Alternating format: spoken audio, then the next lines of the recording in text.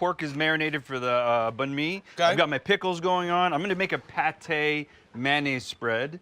It's very common to get pate in banh mi. I like to extend pate with mayonnaise because I feel that, you know, you get the creamy effect of mayonnaise, which hydrates the bread, and you get that really nice flavor from the pate.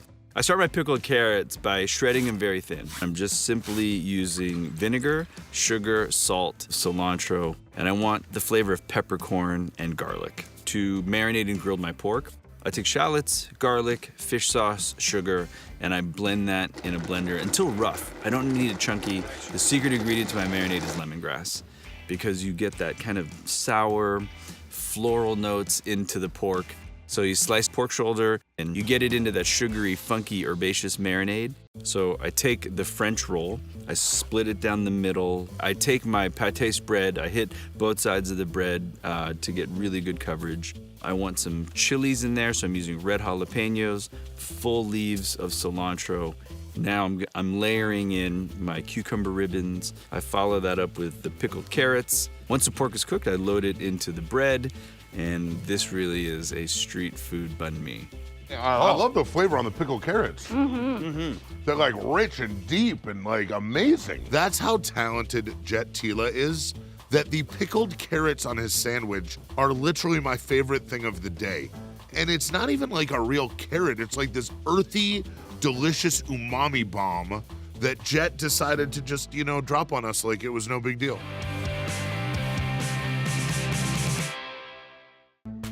I'm gonna show you how to make, hands down, my favorite Vietnamese dish, Bánh Xèo. It's a simple, savory crepe that's light and delicious and crispy. And before we can get sizzling, I need rice flour, I need fish sauce, and turmeric. All very important ingredients, and we're gonna use 2 of these right now to make the actual crepe batter. Starting with this rice flour. All this is if you took jasmine rice or white rice and ground it down into a very, very fine flour. So when you're making a batter, it makes a very, very crispy batter. Next, I am gonna use some all-purpose flour. To give it really great color, we're using turmeric. It's considered one of the world's superfoods, but when you dry it and powderize it, it creates this gorgeous kind of mustardy saffron color. Next, a little bit of cornstarch. So this crepe is gonna be nice and kind of spongy, but also crispy on the edges. Little bit of kosher salt. And these are my dries, and I like to get them all together before we start adding the liquids. Okay, so the wets, very simple. Good amount of coconut milk. And then finally, to give some bubbles and some flavor, I'm just putting a beer in there. Don't do that at home. That's a trained professional move. Look how beautiful that batter is. That is so gorgeous. Working this together until I get something thinner than an American pancake batter, but thicker than a French crepe batter. All right, because the flour molecules have to hydrate, I'm gonna set this aside for 15 to 30 minutes. So one of the hallmarks of Bánh Xèo is the crepe must have pork in it, and if you're feeling really lucky, a little bit of shrimp in it too. Pork belly traditionally is a really tough cut of pork. I'm gonna show you a great way to make this pork very tender very quickly. I like to buy it with the skin off because I can tenderize this pork belly, but the skin is so tough that even with my baking soda trick and boiling, the skin's still gonna be a little tough. So make sure to grab that pork belly that has no skin. So the pork belly sliced, I take some water, I bring it up to a boil, and I'm just gonna add baking soda. Baking soda coats this pork. It doesn't allow the muscle fibers to bond together, right? It actually keeps them apart. I'm gonna let this pork boil for about 10 to 15 minutes. All right, so I'm gonna show you how to make nuoc chum. It is that beautifully sweet and tangy, spicy dipping sauce that's used for just about all Vietnamese dishes, like egg rolls, spring rolls, and it's really, really simple to make. So let me do the liquid portion first. I'm gonna whisk together sugar, lime juice, water, rice vinegar. So I'm just building that 5 flavor, hot, sour, salty, sweet, savory type of flavor profile. Vietnamese fish sauce. So this sauce is called nuoc chum. Fish sauce by itself is called nuoc mum. I think it's always fun to learn all the terms in the language of the cuisine you're cooking. And now we're gonna add chilies and garlic to actually pop this nuoc cham even more. For garlic, I'm just laying my knife flat, pounding it flat, both cloves, and I'm just giving it a nice tight mince. Thai chilies or bird's eye chilies, I've got 1 to 2 are gonna be plenty hot, so you will be tasting and feeling the spice on this chili. So I'm just gonna float that right into there as well. And then I like to kind of add a little bit of mouth feel, some texture, and I'm gonna be doing carrots and daikon radish.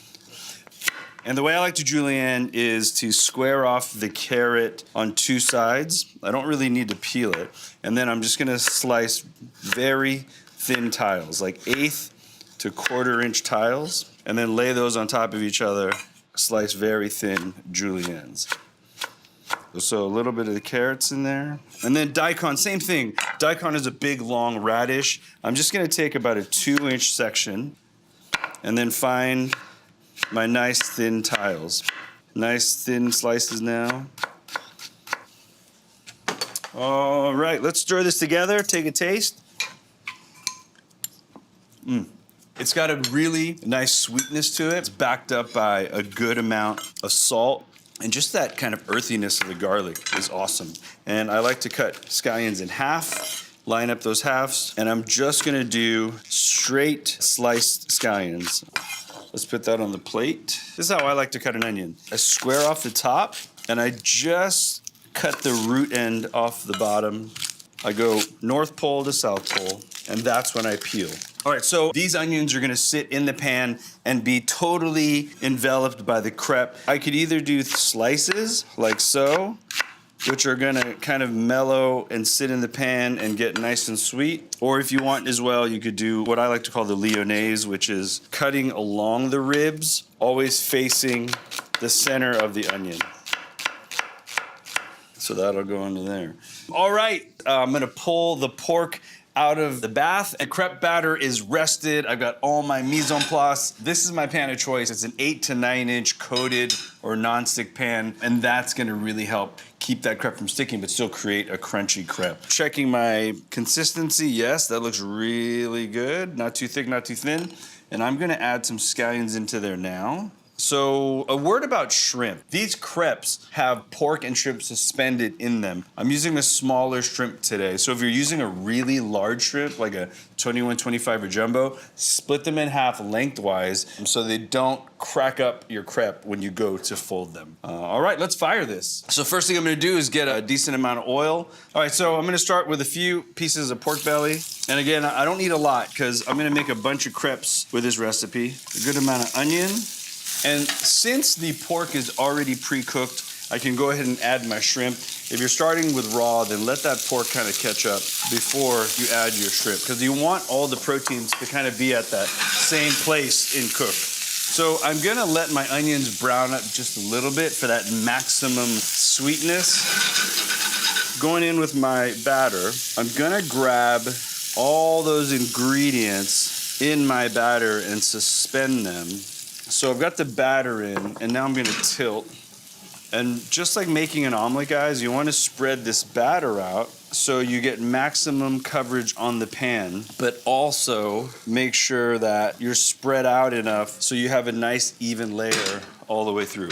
So this is when I'm gonna lower the heat a bit. So as you can see, I've got perfect spread. The bottom is starting to brown slightly, but still can lift off. That is the point where now we need to add the bean sprouts and cook the top. And the way we're gonna do that is, I like to add the bean sprouts in kind of on one side because I'm gonna be folding this in half. And then we're gonna put a lid on it, and that steam, as you can see, is gonna get captured and now steam the top. You hear that?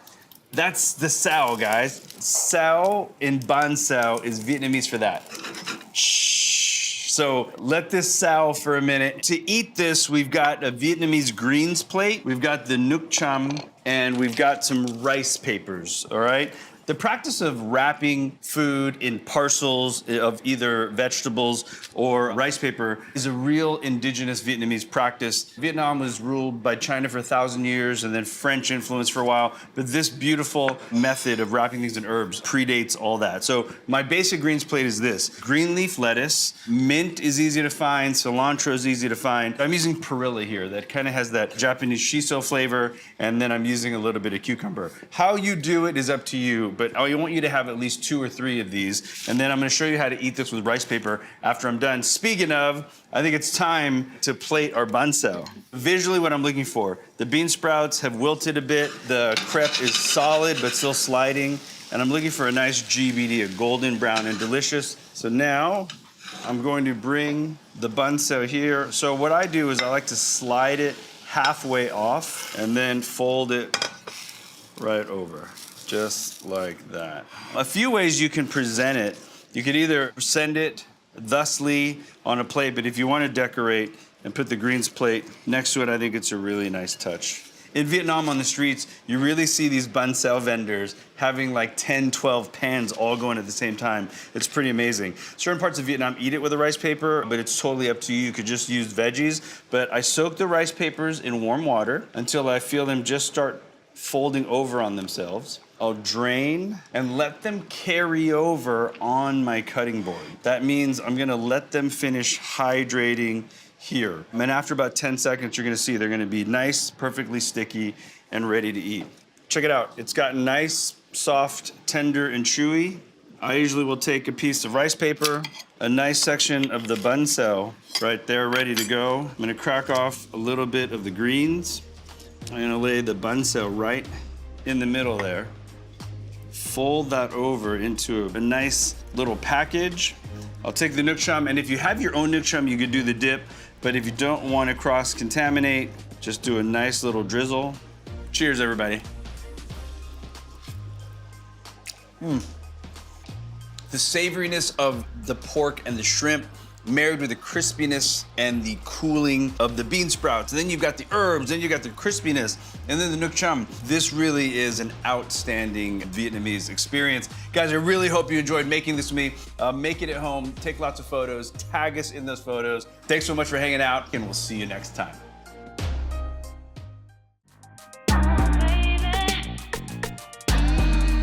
Now, I know some of you are rolling your eyes at the idea of quicker pho, but let's do some quick time calculations here. 2 days for traditional pho versus 2 hours. It's totally worth the trade-off, and I'm gonna show you how to make it. Come on.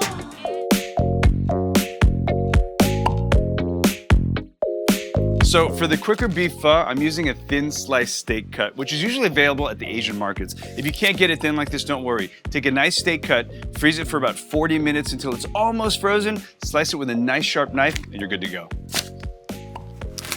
These are the rice stick noodles for pho. Make sure to buy extra in case you mess up your first batch. Also, when I was a kid, stocking these shelves, they were my favorite things to stock, not like those 50-pound rice bags. So the last thing we're gonna need for pho is fish sauce. It might sound a little weird if you're not used to using it, but it's such an important ingredient to Vietnamese and Thai cuisine. Make sure you're getting the one that's amber in color and nice and clear.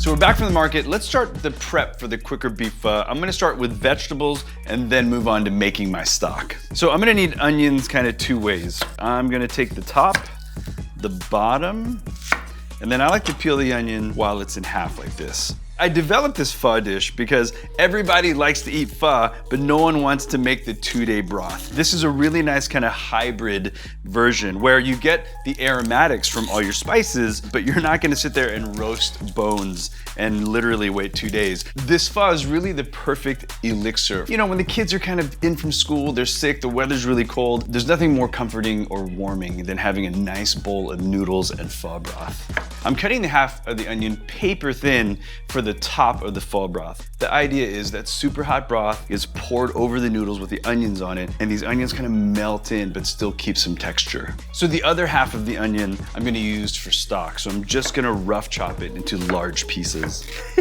These onions are making me cry. I'm starting to think about my kids when they're sick. This is so sad. As you can see with the ginger, I've just left the skins on and I'm slicing them into thin pieces to get a lot of surface area for the stock. With the scallions, I'm just slicing them into thin slices with a little bit of a bias for garnish. I'm cutting a lot of garnishes, but what's cool about pho is it's kind of like a choose your own adventure dish. You leave all the garnishes out and whoever is coming to eat the pho kind of builds their own pho the way they like it.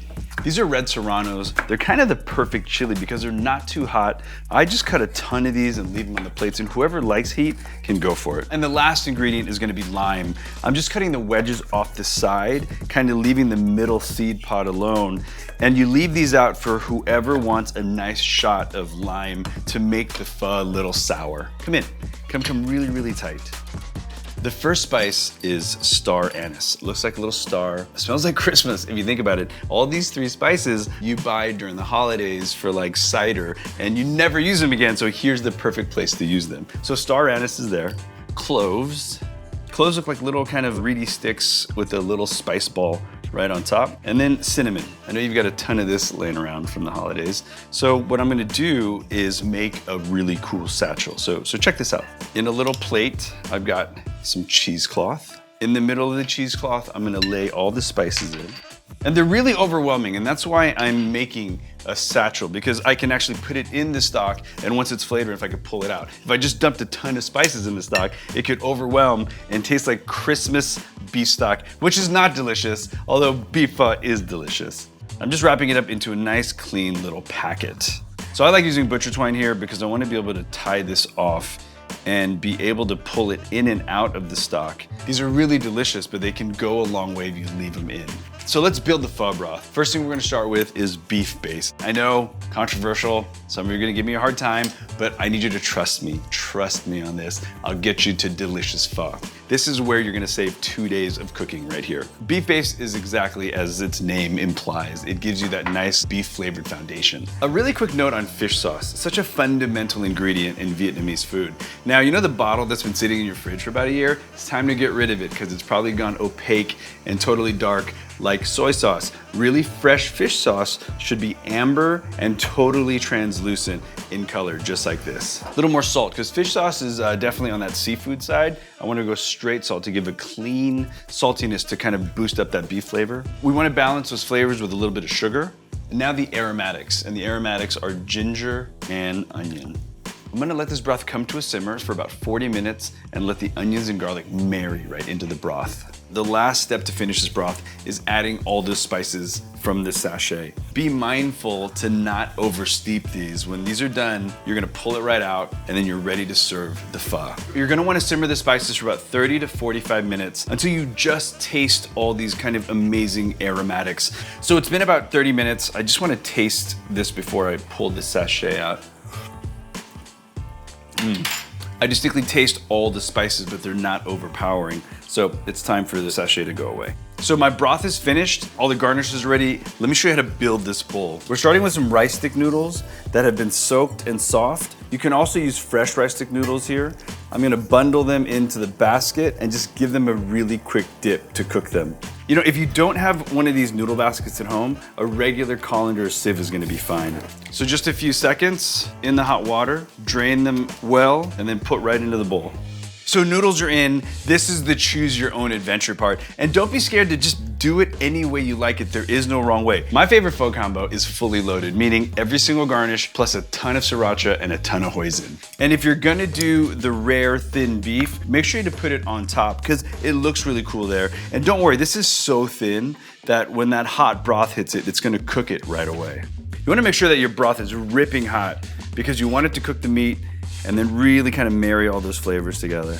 It's one of my favorite dishes of all time right here. Feel free to do a little more garnish on the top. I like some scallions, some chilies, a little bean sprouts, and you are good to go. So hoisin and sriracha, it's a total choice situation. Some people like to shoot it in and mix it into the soup, or some people like to dip. I'm more of a dipper than putting the hoisin and sriracha inside. I want to pull some of the noodles and build a little nest of noodles into the middle of the spoon. Add your favorite garnishes, Make sure I've got a little onion, I've got some cilantro, all those really fun goodies in there. Then I take the beef and I do a little dipper and make sure it's touching both sauces. Into the spoon, gather some soup.